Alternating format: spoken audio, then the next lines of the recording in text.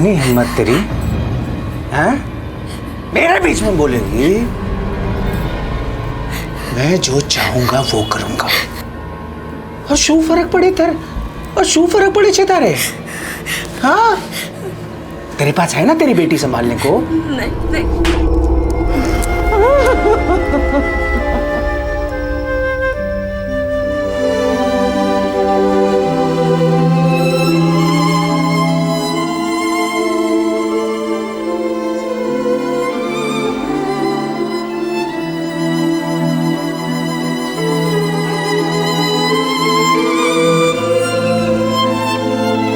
मार्च 2015 के एक स्वतंत्र सर्वे के अनुसार भारत में लगभग 84% महिलाएं घरेलू हिंसा का शिकार हैं और इस सर्वे का समर्थन खुद भारतीय योजना आयोग ने भी किया है। इस आंकड़े से साफ जाहिर है कि घरेलू हिंसा का यह अभिशाप हमारे अंदाजे से काफी बड़े स्तर पर आज भी प्रचलित है। घर बैठे आप और हम सोच में पड़ जाते हैं कि कोई महिला क्यों और कैसे इतना जुल्म सह सकती है, क्यों और कैसे किसी पुरुष का आचरण एक जानवर की तरह हो जाता है।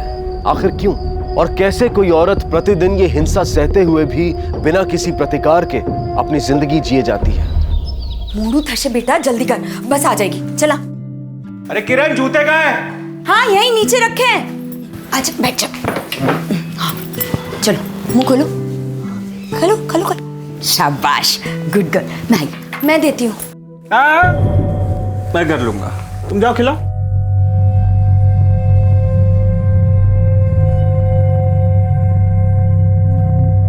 हाँ, मुंह खोलो। मेरे लिए भी कुछ है क्या? हाँ, है ना, पराठा है, ढोकला, जलेबी, सब कुछ है नाश्ते में। आइए। आज तो लॉटरी लग गई।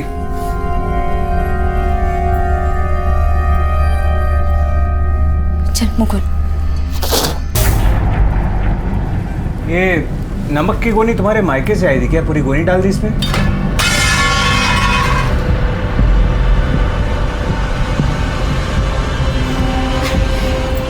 अरे तो क्या हो गया, मैं आपके लिए कुछ और बना देती हूँ। तुम रहने दो, होगा नहीं तुमसे। इस बार नमक की जगह मिर्ची ज्यादा हो जाएगी, है ना? और सुनो, रात को भी आराम ही करना, मेरे लिए खाना बनाने की जरूरत नहीं है, मैं लेट हो जाऊंगा। अरे शारदा बहन, केम छो? आज बहुत दिन बाद नजर आई।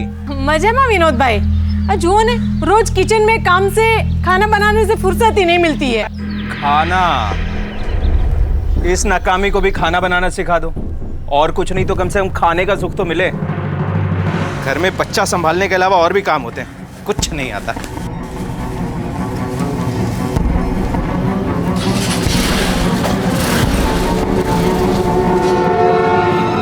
किरण, कल रात को फिर कुछ हुआ था क्या? चीख सुनी थी मैंने। चीख? कौन सी चीख? मुझे नहीं पता। पिंकू, रेडी हो गई? गुड गर्ल, जल्दी से स्कूल जाना। हाँ, बाय बाय। बाय मिंकू। किरण, एक बात कहूं, तुम्हें विनोद के बारे में किसी न किसी को तो बता देना चाहिए। किसी और को नहीं तो कम से कम अपने मायके वाले को बता दो। कुछ है ही नहीं बताने को शारदा बहन, कुछ भी नहीं है। छुपाने से कुछ नहीं होगा। शारदा बहन, बोला ना, कुछ है ही नहीं बताने को।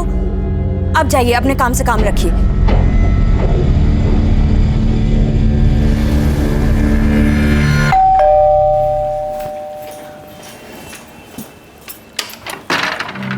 हाय प्रणय, आओ अंदर आओ। बैठो और बताओ कैसे हो? क्या? मैं कैसा हूं? किरण, तुम नॉर्मल बिहेव करने की कोशिश क्यों कर रही हो? तुमने मां से झूठ कहा, लेकिन मैं जानता हूं इस घर में क्या हो रहा है। किरण, मैं फिर कह रहा हूं, जो हो रहा है वो सहन मत करो। आवाज उठाओ उस आदमी के खिलाफ। अगर कुछ हुआ तो मैं हूं ना। प्रणय, मुझे पता है कि तुम मेरे बहुत अच्छे दोस्त हो और तुम्हें मेरी चिंता है, लेकिन विनोद के बारे में आगे से फिर कुछ मत बोलना, वरना मैं। किरण प्लीज, मैं तुम्हें ऐसे नहीं देख सकता। देखो प्रणय, जो तुम्हारी माँ को बोला था वही तुम्हें बोल रही हूँ। अपने काम से काम रखो और प्लीज जाओ यहाँ से। ठीक है।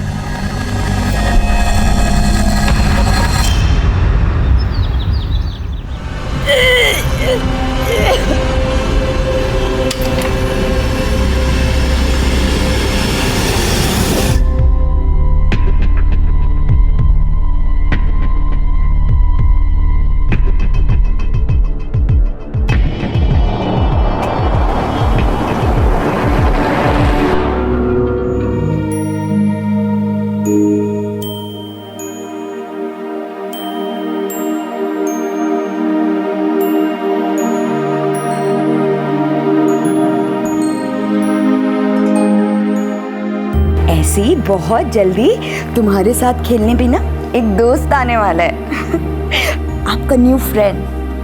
और उसके आने पर तुम्हारे पापा को उतनी ही खुशी मिलेगी जितनी तुम्हारे आने पे हुई थी। मजा आएगा बहुत। अरे देखो देखो पापा आ गए। उठो उठो उठो उठो, चलो चलो।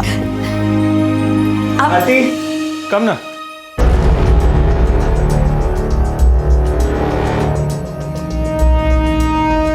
हम लोग आप इसे घर पे? आया नहीं प्लीज, ये सब यहाँ नहीं चलेगा। अरे कम से कम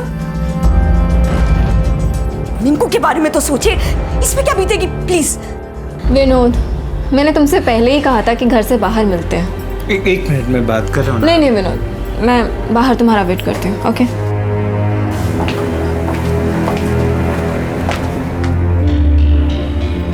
तुम्हें मिंकू की चिंता है ना, तो मिंकू की चिंता करो। मैंने तुमसे पहले ही कहा था, मुझे रोकना मत कुछ भी करने से। मैं आता हूँ अभी। हाँ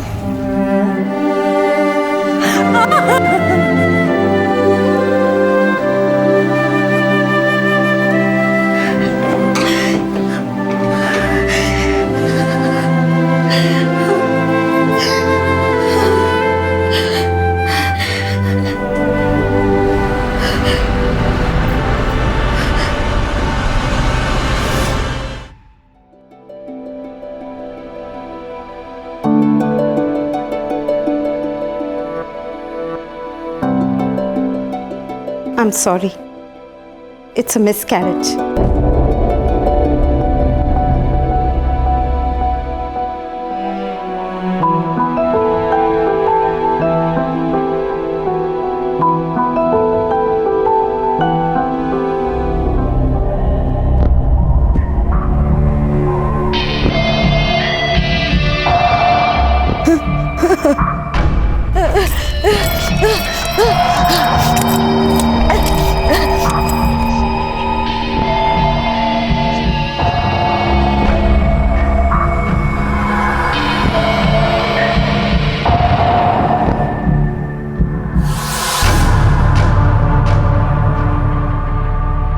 हाँ अमेपन, हाँ आता हूँ, किरण को लेके ही आऊंगा।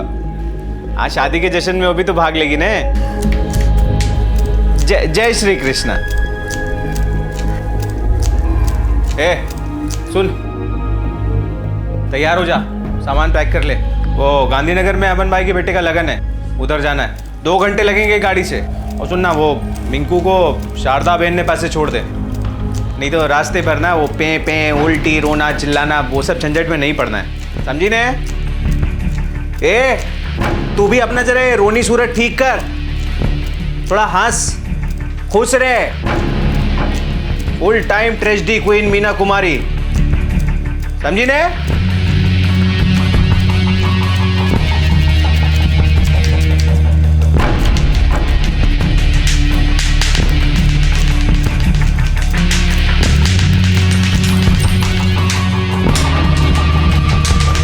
मम्मी कौन?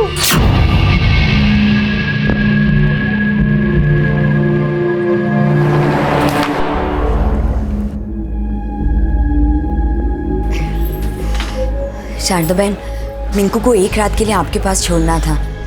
मैं और विनोद एक शादी के लिए गांधीनगर जा रहे हैं। इसी बहाने हमको थोड़ा टाइम अकेले में मिल जाएगा चीज़ें सुधारने के लिए। तुम्हारी स्थिति है जाने जैसी, तुम्हारी तबीयत ठीक हो जाएगी। हो सकता है रात को वहीं रुकना पड़े। अरे कहीं वांधो नहीं, लेकिन अपनी तबीयत का ख्याल रखना। हाँ चलती। हाँ मिंकू बेटा शैतानी नहीं करना। हाँ आऊँ छू।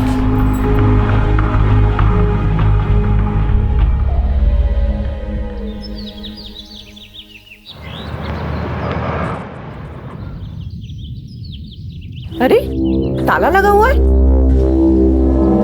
ये कहाँ गए? विनोद ने तो बोला था कल रात में शादी में आऊंगा, वहां पर भी नहीं आया, घर पर भी नहीं है। कहाँ गए होंगे ये लोग? हरी भाई को पूछते हैं। हरी भाई, शारदा बहन। हरी भाई। क्या हुआ राजन भाई? अरे आपको पता है ये लोग कहाँ गए? नहीं तो। वो शादी में जाने का बोल के गए थे, पर शादी में तो आए नहीं वो लोग। राजन भाई सुबह से हम भी परेशान है। मिंकू का हाल देखो, कितना रो रो के बुरा हाल हो गया उसका। ये लोग गए तो कहाँ गए?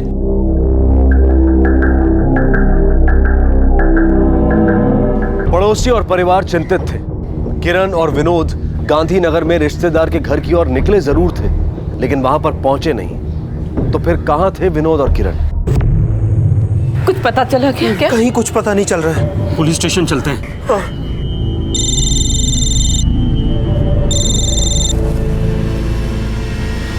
क्या? इसके अलावा कुछ पता है आपको? कोई दिखा था आपको? मैम किरण कहाँ है? अंदर है वो, डॉक्टर चेकअप करें, बस आते ही वो।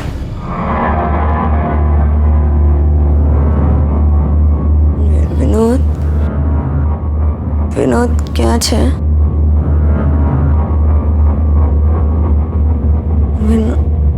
विनोद कहाँ है विनोद जी है, लेटे रहिए। विनोद कहाँ? बुलाते, आपने विनोद जी को बुलाते। Please calm down. विनोद? आप सो जाइए प्लीज। विनोद विनोद आ जाएंगे। विनोद कहाँ हो तुम?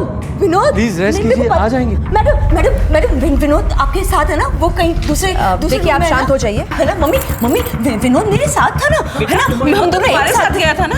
विनोद कहाँ है बेटा? कहाँ है विनोद? देखिए, आप शांत होकर हमें बताएंगे ना, तो हम आपके पति को ढूंढ पाएंगे। ढूंढ पाएंगे?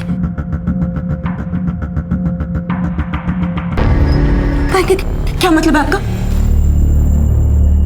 हाँ ढूंढ पाएंगे इससे क्या मतलब है? Ma'am she needs rest. नहीं। सर में गहरी चोट आई, she needs rest. I understand. चलिए चलिए, मैडम हम सब बाहर चलते हैं। आप समझ नहीं रही है। Nurse injection. चलिए, आप लोग आपकी चलिए। बात सुने। मैडम उन लोगों ने विनोद को नहीं उन लोगों ने विनोद को भी, आप लोग समझ नहीं रहे। विनोद मेरे साथ ही था। विनोद सु तो हमारी दिक्कत है, सु करियो विनोद है। विनोद नहीं मारा होगा उसको। आखिर मेरी बच्ची को हॉस्पिटल पहुंचा ही दिया उसने। क्या बोल रही हो आप? हाँ, एक तो मेरा बेटा घूम गया है, मैं वैसे परेशान हूँ, और आपको कुछ समझ में नहीं आ रहा है? कुछ भी बोल रहे हैं आप। हॉस्पिटल में हुए इस वाकये ने किरण और विनोद के रिश्ते पर रोशनी डाली। किरण के प्रति विनोद का अनुचित व्यवहार सबके सामने आया, और साथ ही ये बात भी साबित हो गई कि विनोद के माता पिता भी इस कड़वे सच से वाकिफ थे। कल रात को हम लोग टैक्सी में बैठे, टैक्सी वाला हमें एक सुनसान जगह ले गया। उसने गाड़ी रोकी, बोला गाड़ी में कुछ गड़बड़ है, वो पानी लेने चला गया। फिर अचानक से दो लोग ऐसे सर पे रुमाल बांध के गाड़ी में घुसे और जबरदस्ती मेरे जेवर खींचने लगे। विनोद ने उन्हें रोकने की कोशिश की, मैंने भी कोशिश की, पर फिर अचानक से किसी ने मेरे सर पे बहुत तेज वार किया। बस इसके अलावा मुझे और कुछ याद नहीं है।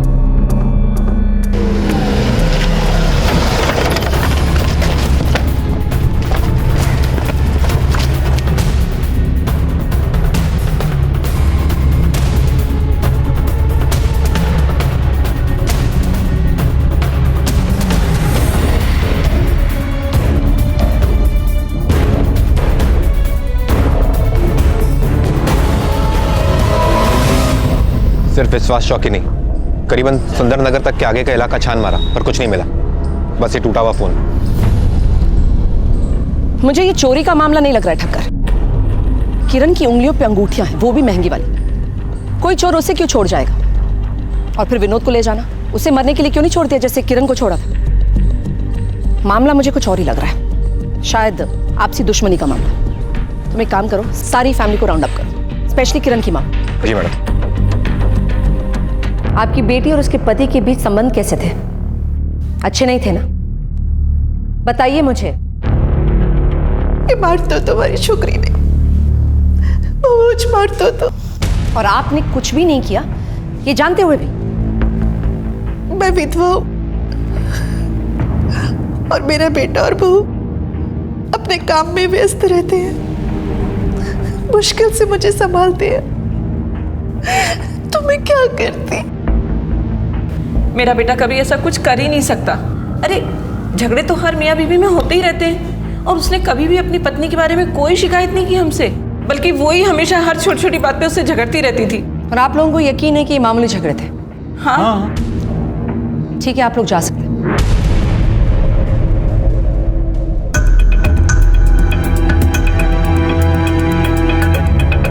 मामूली झगड़े, ये मामूली झगड़े थे कि डोमेस्टिक वायलेंस? पता लगवाना पड़ेगा ठक्कर, तुरंत। जी मैडम। किरण तो बहुत अच्छी है साहब, उसकी किसी से क्या दुश्मनी, वो तो खुद ही विनोद से परेशान थी। हाँ, विनोद के जरूर बहुत सारे दुश्मन रहे होंगे, निर्दयी मानस। उसे तो अपना बच्चा खो जाने का दुख भी नहीं था, मैंने उसके चेहरे पे जरा भी दुख नहीं देखा था। बच्चा खोने का? हाँ साहब, किरण के पेट में 3 महीने का बच्चा था। अरे सर, उस आदमी को वैसे भी जीने का कोई हक नहीं था। अपनी बीवी को इतनी बेरहमी से मारता था, पीटता था, इतना बुरा बर्ताव करता था। अच्छा हुआ मर गया। मैडम ऐसे तो किसी पे शक नहीं हुआ सिवाय उस प्रणय के। पड़ोसी शारदा बहन का बेटा, उसे विनोद पे बड़ा गुस्सा था, कह रहा था अच्छा हुआ जो मर गया। हो सकता है कि उसी ने विनोद को कुछ किया हो।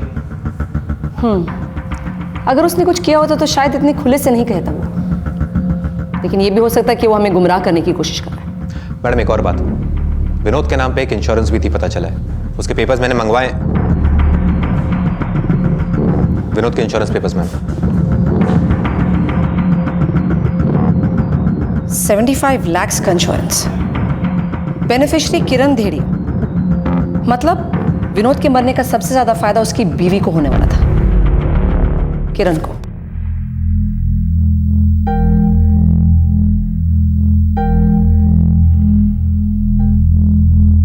ठीक है, तो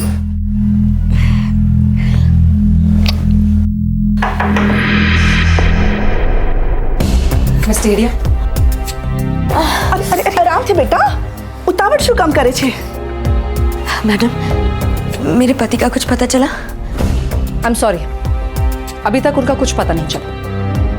आपको कुछ और याद आया जिससे हमारी हेल्प हो सके? नहीं, कुछ भी नहीं। अच्छा, आपको ये तो याद होगा ना कि आपके पति के नाम का एक इंश्योरेंस पॉलिसी है, विनोद के नाम का बीमा। बीमा? नहीं, मुझे नहीं पता। वो मुझे ये सारी बातें बताते ही कहाँ थे। आयुषो, मैडम, आपको ये लग रहा है कि ये सब मैंने करवाया है, ये विनोद के साथ? आप ऐसा सोच भी कैसे सकती है मैडम? देखिए मैडम, मुझे कोई पैसे वैसे नहीं चाहिए, बस मुझे मेरा हस्बैंड चाहिए। प्लीज आप उन्हें ढूंढ के लाइए, प्लीज। आप कुछ मैम, आप क्यों इन्हें इतना परेशान कर रही हैं? अपना काम कीजिए ना, विनोद को ढूंढिए। देखो, हमारा काम हमें मत सिखाओ तुम, समझे? किरण, तुम्हें कुछ और याद आए तो हमें जरूर कांटेक्ट करना, ठीक है? चलो ठक्कर। जांच पड़ताल कई दिनों तक चलती रही, लेकिन पुलिस को इस मामले में कोई बढ़त हासिल नहीं हुई। न किरण को उस रात के बारे में कुछ याद आ रहा था और न ही और कोई गवाह था जो इस वारदात पर रोशनी डाल सके। 3 महीने बीत गए, मामला अब ठंडा पड़ने लगा और दूसरे केसेस को ज्यादा प्राथमिकता मिलने लगी। नतीजा, इंस्पेक्टर भट्ट को ना चाहते हुए भी इस केस को बंद करना पड़ा और इस बीच किरण का जीवन भी सामान्य रूप से आगे बढ़ रहा था। लेकिन यह राहत मानो केवल पल भर की ही थी। मिंकू, आँख खोलना, तू चिंता ना कर, सब सही हो जाएगा। हाँ, तुझ आप लोग सब यहीं रुकिए। डॉक्टर साहब, ये मेरी बेटी है डॉक्टर साहब। डोंट वरी, हम लोग देखेंगे। मिंकू, हाँ मिंकू चिंता ना करिस, मिंकू सब सही हो जाएगा। खबर न थी, 1 मिनट पहले तो घर में खेल रही थी, फिर अचानक से बेहोश हो गई। चिंता नहीं कर, मैं तो बराबर थी जैसे बेटा।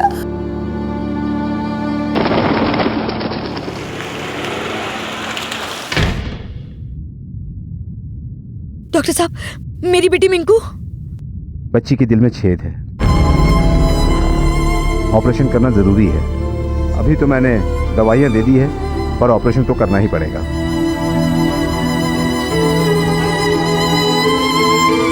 मैं कोशिश करूंगा, जितना हो सके उतना बंदोबस्त करूंगा। हूँ पर एक रिटायर मानस छू।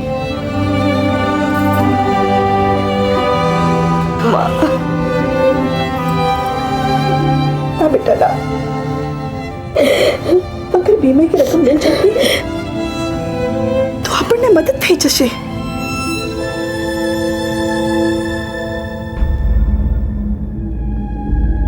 साची बात है बेन, लेकिन हम क्या कर सकते हैं? जब तक पॉलिसी होल्डर का डेथ सर्टिफिकेट नहीं मिल जाता, हम पैसे कैसे इशू करें?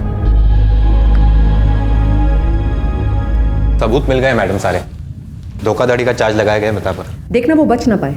मैडम। किरण राइट? जी जी मैडम, प्लीज प्लीज मेरे पति को ढूंढिए ना प्लीज।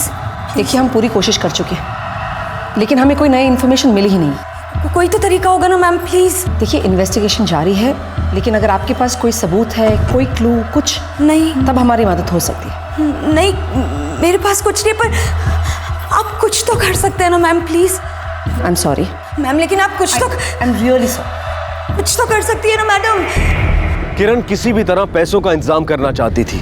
वो अपने एक बच्चे को पहले ही खो चुकी थी और दूसरे को किसी भी कीमत पर नहीं खोना चाहती थी।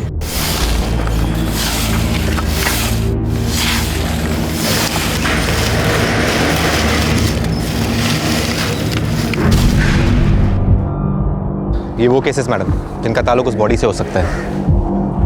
इन सब की फैमिलीज को बोला बॉडी की शिनाख्त करने के लिए, स्पेशली इस किरण धेड़िया को। उसका पति विनोद भी इसी दौरान गायब हुआ था। जी मैडम।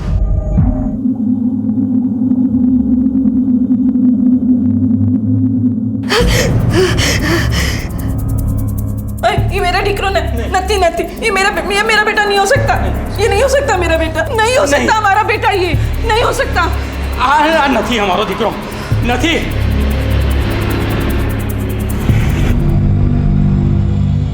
यही विनोद है। नहीं, गलत बोल रही है ये, गलत बोल रही है ये, हमारा बेटा नहीं हो सकता।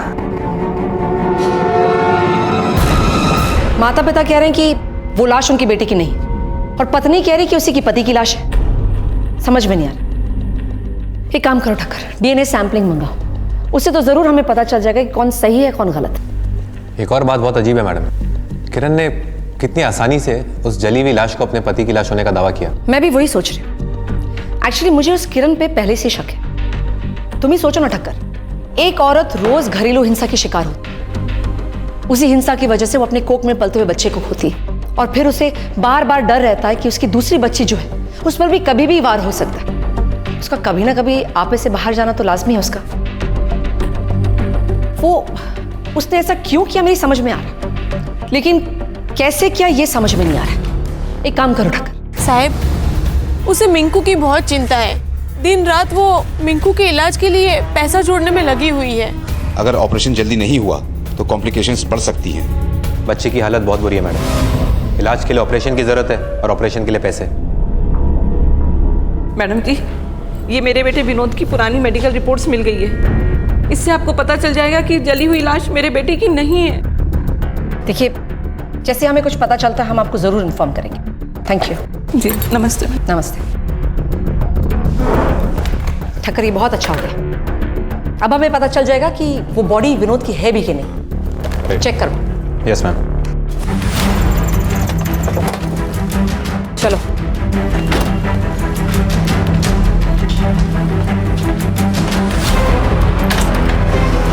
सारा कहाँ चलेगा मैम? पता करना पड़ेगा, चलो।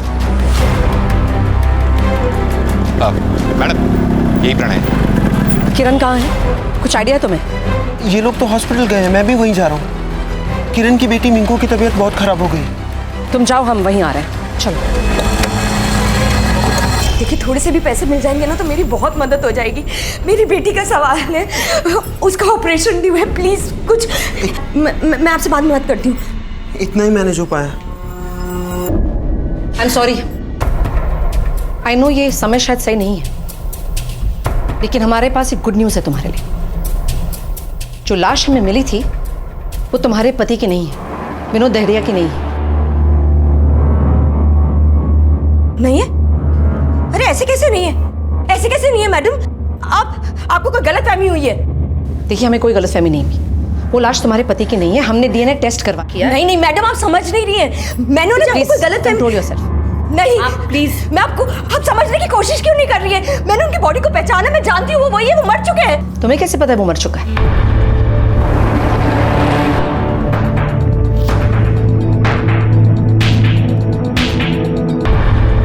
तुम्हें कैसे पता कि वो मर चुका है? कि वो जिंदा होते तो किसी तरह तो मुझे कांटेक्ट करने की कोशिश करते, फोन करते, घर पे आते, कुछ तो करते वो। जो हमने कहना था कह दिया। आप अपनी बच्ची को संभाल। चलो ठक्कर।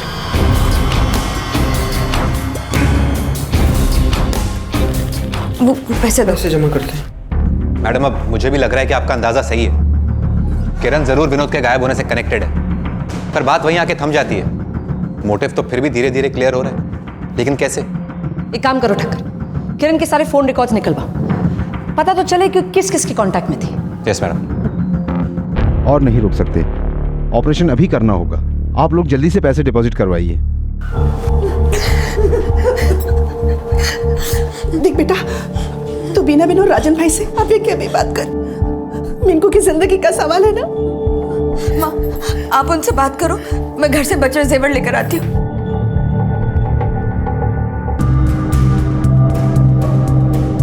मैम, नर्स है अस्पताल में जहां किरण का इलाज चल रहा था। मैं कुछ भी नहीं जानती मैडम, और ये किरण जी को तो मैं जानती भी नहीं हूँ। अच्छा, लगता है जेल की हवा खाकर ही तुम्हारी याददाश्त वापस आने वाली है। फिर शायद तुम्हें याद आ जाएगा कि तुम किसको जानती हो किसको नहीं। अरेस्ट करो इसे। नहीं मैडम, बताती हूँ, सब सच बताती हूँ। हाँ, किरण जी ने मुझे कहा था एक बॉडी अरेंज करने के लिए। प्लीज सिर्फ आप ही मेरी मदद कर सकती हैं। मेरी बेटी की जिंदगी का सवाल है, प्लीज। देखिए, मैं इसमें आपको कोई मदद नहीं कर सकती। I am sorry. प्लीज समझने की कोशिश कीजिए। मैं रुपए मिलते ही आपको आपके 1 लाख रुपए दे दूंगी।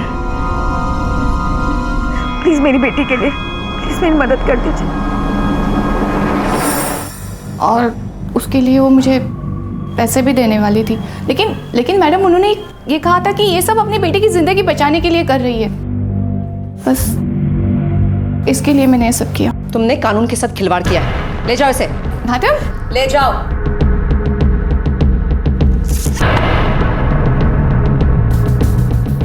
किरण कहाँ है?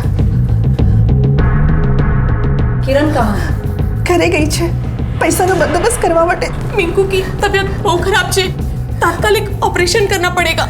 अरे बिना भी अब पैसा नो बंदोबस्त થઈ ગયો।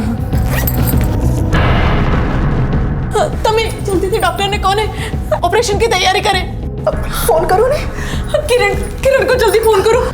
1 मिनट, किरण को कोई फोन नहीं करेगा। आप लोग ऑपरेशन करवाइए। सलांकी जी, तुम यही रहो, इन सब पे नजर रखना। चलो ठक्कर। Yes ma'am.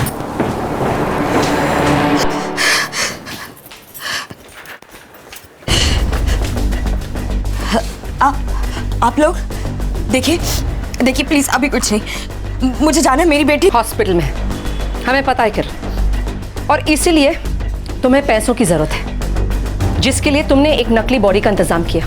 सही है?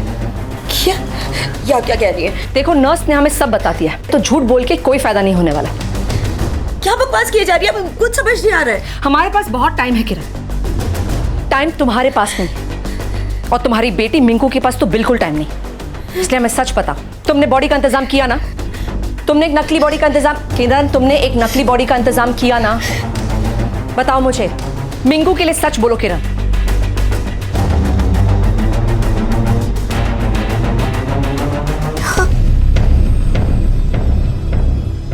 बॉडी का इंतजाम तुमने इसलिए किया क्योंकि तुमने अपने पति को मारा।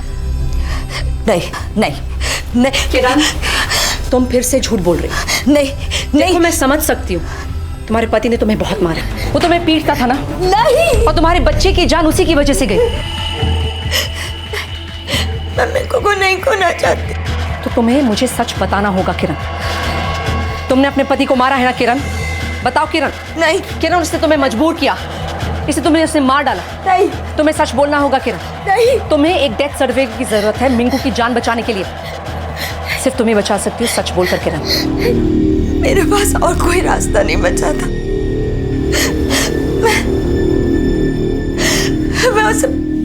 मैं उसे खुश रखना चाहती थी, पर उसे जो चाहिए था वो मैं उसे कभी नहीं दे पाई। इसलिए वो मुझे मारता था, पीटता था, डराता था। और एक दिन उसने मेरे बच्चे को मार डाला।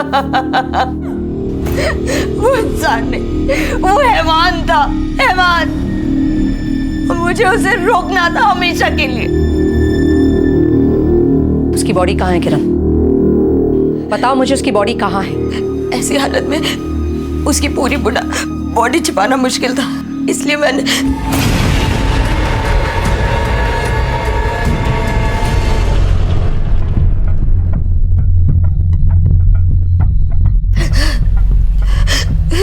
बॉडी कहाँ है किरण?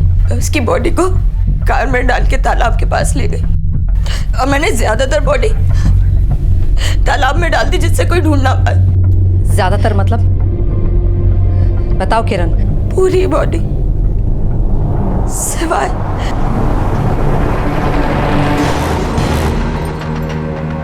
खुदवा उसे।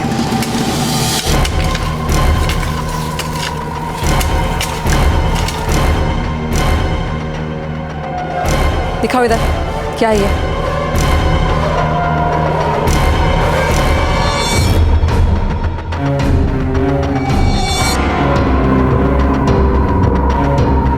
खोलो उसे।